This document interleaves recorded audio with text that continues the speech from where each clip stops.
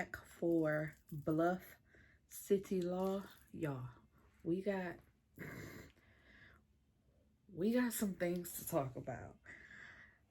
This show, I'm sorry, I do this a lot. I'm ratchet ghetto, excuse me.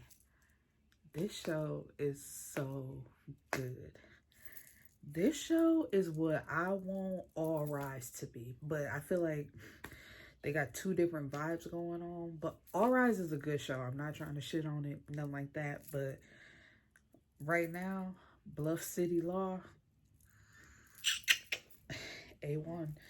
Oh yeah, I thought I'd try something different. I made me a little cocktail. So we're gonna see how this goes.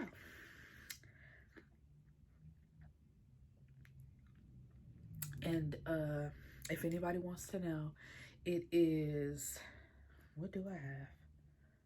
It's why can't I think? Jack Daniels. It's not getting to me that fast, I promise. Jack Daniels, honey and apple juice.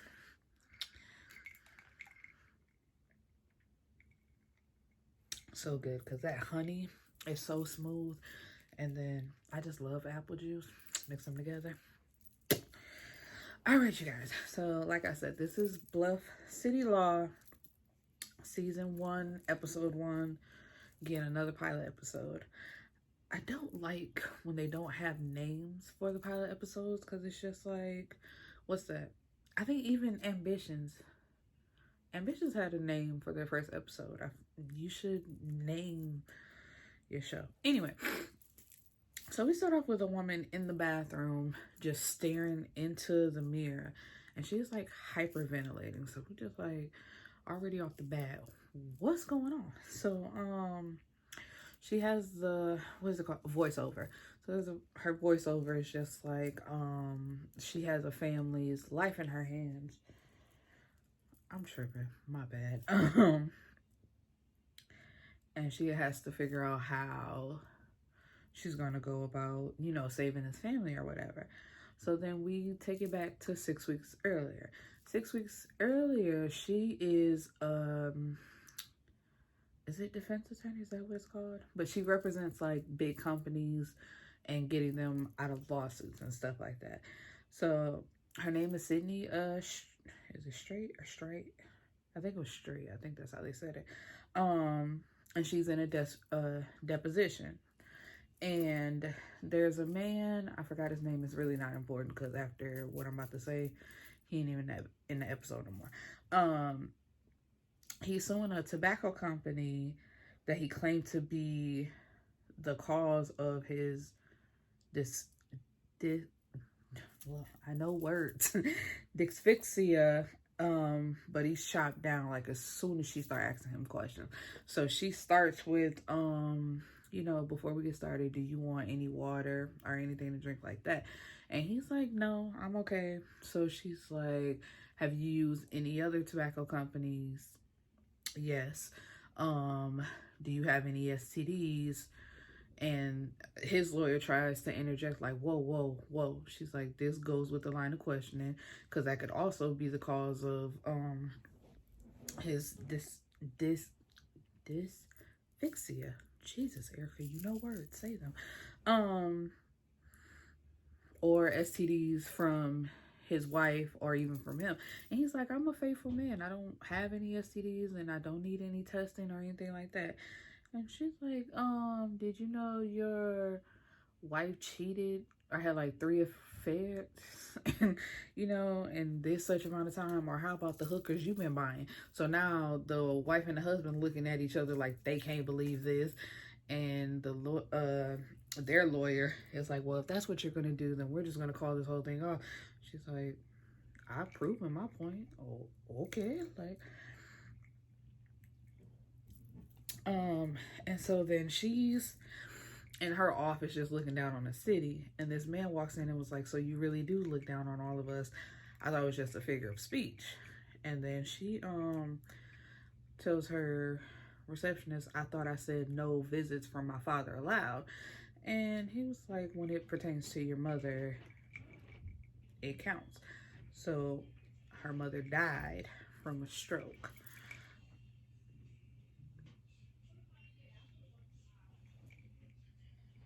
Go back in your room, please.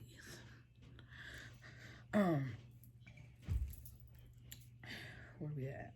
So they're at the funeral. The dad says a few words, and at the end of the night, they're out talking on the porch, and he wants her to come back and work for him because she used to work for him.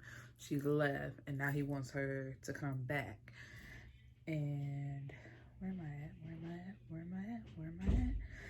And you know, at first she was resistant. She's like, you used to treat me horribly, and how can I forget the many times that you cheated on my mom? Like, no, I'm not coming back to work here.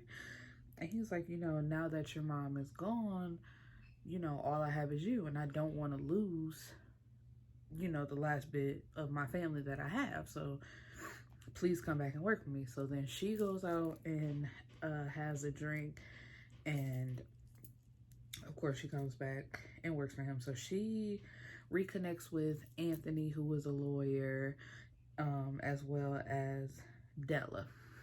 And Della is that she's an older lady. She's played in a few other things, but I didn't think to, you know, like look her up. But in this show, she's playing the older auntie who got a wife.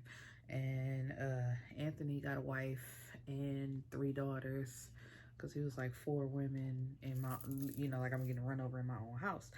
And then we meet Emerson, who is a paralegal, but it's just like as soon as he sees her, like he stops and he says, it's nice to finally meet you. It was kind of awkward for a second, and then, you know, like they move on. And so there's a family, the Serranos, who is suing a company, a Mara Farm, who is responsible for a chemical called green coat that they believe causes cancer. Edgar, Mr. Serrano, he has cancer, and he doesn't have much time left.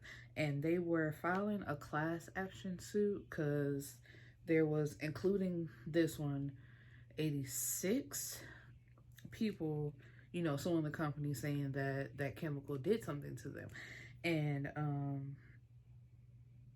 Mr. Serrano reveals that because the trial, it was set to start in spring of 2020, and he's like, the doctors just recently told him he doesn't have that much time left, so they need to bump it up. Is there any way they can do that? And Sydney, you know, she interjects and says, yeah, if you do the she changed the strategy of the, it was something else, but I didn't write it down and I can't remember. Yeah, she changed the strategy of the case from class action to expedite it, so he would have a chance to testify, you know, God forbid if he died before, you know, they could get to the class action and all that. And so 3 weeks later, they're in court. And we're switching over to Jake is another attorney at Strait and Co. It's actually called Strait and Associates, but I'm calling it Strait and Co. Before Carolyn, who is Elijah's wife and Sydney's mom, that's the dad's name, Elijah. I'm gonna be calling him Elijah. She left a folder for Jake, the attorney, and it's for a guy named George Bell, who was convicted of murder. But it seems she wanted him to look into the case, and he's trying to figure out why. And so he goes to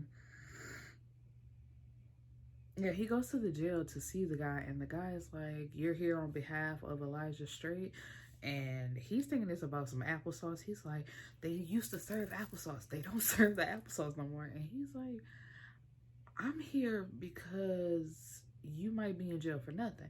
And so he's like, he automatically shut down. He's like, you've wasted your time. Please don't come back. You know, like, no, that's not that. So, of course, Jake is confused. He's like, if you not trying to say that you innocent, why did she leave me this folder? What am I supposed to be doing for him? So, oh, so then he talks to Sydney, and Sydney is divorced, and her ex-husband is the chief of detectives. So Jake asks her to talk to him to see if he has any case files that he can read over to help him out with this, because he's really struggling as to why, excuse me, what do I call it? Caitlin? It's Carolyn. Yeah. See, this is what happens when you don't write stuff down, Erica. The mama. How about that? The mama left for him. And then we have the defense attorney for the Amir Farm case asking to meet with them to discuss a settlement. So they go sit down, and he only offers $200K. Sydney is like she scoffs at that. She's like, you have got to be kidding. Their medical expenses is $400K right off the bat, not to mention, you know, all the time that he's spent off of work because he can't work no more. Don't play. And so he's like, that's all I have to offer before Amir Farm shuts him down. And so, you know, she's still interjecting, and Elijah's like, if you won't let him talk, then leave from the table. So she immediately gets up and walks off, and the defense attorney and Elijah, he's like, you know, this is just a courtesy before the hammer falls, so letting you know that it's about to be some bullshit after this. I'm trying to give you, extend a hand out to you, you ain't gonna take it, ain't nothing else I can do. So then we have Jake went to go see Miss Della and just ask her, like, if you didn't kill a 16-year-old, why would you admit to it? So they just have a little conversation, then boom, we back in court for the case. And now it's time for Mr. Serrano to take the stand. And he tells his story of how he's been working with this chemical for 15 years, I believe. And after 3 years, he starts to notice stuff like with his skin and how it's not clearing up. So he calls a hotline or a helpline for Green Coat. And them people tried to play him like they don't know what he was talking about. They had no complaints with their product, not knowing that, what number did he say? The 451 caller. That's how many times people have called and complained about this, but they just told him they hadn't heard anything, no complaints like that whatsoever. And what is it? There's like a incident where there was a large exposure to that, like it was just huge, and so he gets covered in it and like jumps in his car and takes it with him.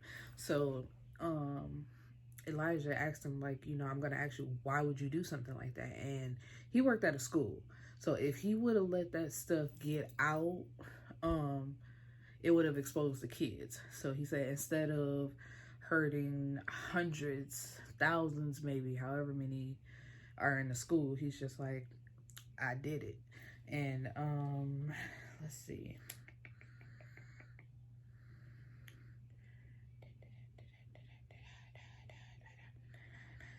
oh yeah, so after he takes the stand,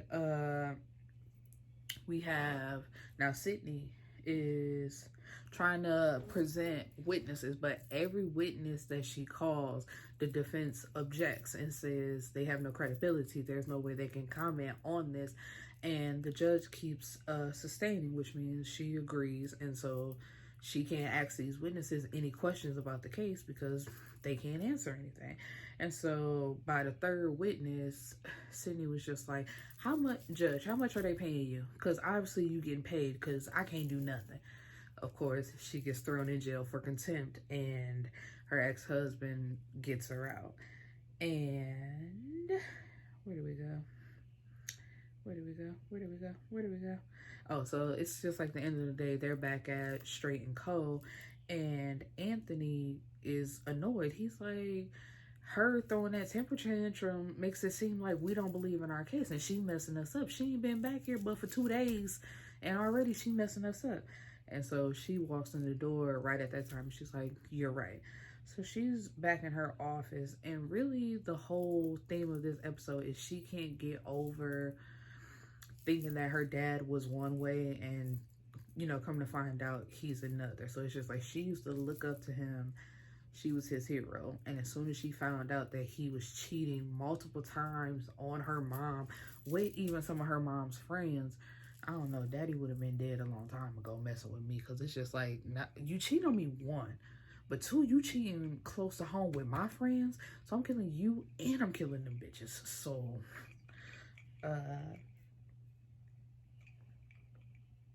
and so where we at? And so now it's time for the defense to cross-examine. And when they do that, Sydney notices that the defense lawyer, the woman, because, you know, when it comes to defense teams like that, it's like 4 of them. So the one woman, she got up and she asked the same thing she asked that man in the beginning of the episode. Would you like some water? Are you comfortable before we get started? And she just knew that lady was about to lay into that man. So she started asking him the same type of question. Do you drink this type of pop? Have you ever been out in the sun? You know, do you drink from bottled water? You know, anything that can refute his claims that green coat is the reason for him having this cancer. It could literally be anything. And so, let's see. So then we have, what did I say that boy's name was? Emerson. Emerson, they called him a genius in the episode, saying he could find anything, do anything. So he's just skimming through their Green Coat and American Farms emails trying to find anything. So he found a doctor, and supposedly she signed a NDA, but she's in German, so it's just like, that don't work, that don't count over here. And her research and her findings proved that a certain amount of exposure can cause cancer. So they go talk to her and just like, you know, oh, you can help us out with the case. And when you testify, she's like, whoa, skirt on 22s. I don't know who told y'all that, but I'm not testifying. I'm just trying to help you. You know, I'll talk to y'all right here, right now. But as far as testifying, I ain't doing it. I got a family. They will destroy me because, you know, big business, big companies, they can buy money to get you out of here. So then Elijah convinces her to do it. Like, you know, you'll really be helping out the Sarnara family. And so we get back to court and nope, not yet. So when Jake went back to the jail to talk to George again. So he got him like 4 or 5 applesauce. Like, here, you can have all the applesauce you want. And he happy just eating it up. And he's Jake, he was like, I know why you only admitted to being guilty after you were convicted. And he was like, you didn't want your family to suffer with you, so you admitted to being guilty so they can move on. He was like, that's great. Your wife got remarried. Your son is in Georgetown. You know, pretty soon he gonna be coming for my job, because I guess he's on debate, and I guess he's like in law school. So it's just like, you know, they've moved on and you've had to stay here in this spot. Now it's your turn. You get to have a life now. And he's like, okay. So we are back to Green Coat and the Sarnar family. Dr. Deemer, her name is Dr. Deemer, she's called to testify. And the defense objects immediately. They're like, you know, she's not even supposed to exist. There's no evidence of her findings, because, you know, with the NDA, they made all that disappear. So, excuse me. Somehow they got it in, but she couldn't talk about her findings or anything like that. So before they go back into court, we got Sydney, Anthony, and Elijah, you know, like brainstorming, like, so what can we ask her? Because we can't ask her nothing surrounding her findings, because they'll automatically get it thrown out or object. So then Sydney, she found a loophole. She was like, I got it. So she goes in the courtroom and she asks Dr. Deemer, she said, is there anything you want to say to Mr. Serenaro and his family? And, you know, for a minute, she just looked at her, because she asked her before. She was like, do you know him? Have you ever met him? She's like, no. So then she asked, like, so is there anything you would like to say to him? And it was like, she looked at her for a minute and she was like, you know, like it clicked. And she's like, I'm so sorry. This was never supposed to happen. They knew the risk. So it's just like a big commotion in court and the judge trying to bang her gavel. Like, there will be order in my courtroom. It's like, girl, ain't nobody listening to you. So yes. So where we at? So it's down to the verdict. So she asked her 3 questions. And it was a yes, so affirmative to all of them. So she's like, so now you must discuss the damages and what they're gonna win. So they win 1.4 million in compensatory damages and then 45 million in punitive damages. So it's just like, that's a big win. So it's like 1 case down, 85 more to go that can sue them and win, because it's been proven that they knew that it caused cancer and they put it out anyway. And so we end the episode with Elijah and Sydney sitting in Elijah's office talking, you know, like how things are going to work out now with her here. She's going to take first chair on the next case. And they start joking because she's like, I need a car allowance, vacation days. And he's like, no, none of that. And then there's a knock on the door and it opens and it's Emerson. And he's like, Dad, how long are you staying? And so, you know, y'all know that meme of that black, I think it's like Big Brother, when she was laying like this and she sit up like, hold on, whoa. Because that's exactly what she looks like. Like, what did he call you? And then Elijah, like, he got this smug look on her face and he's look at her and then look at him. And it's just like, did you really have a baby on you? But I don't know, the way he looking at her, like with that cocky look, I don't think it's what she think it is. Because it's just like, dang, you bold, daddy. So, like I said, I really enjoyed this.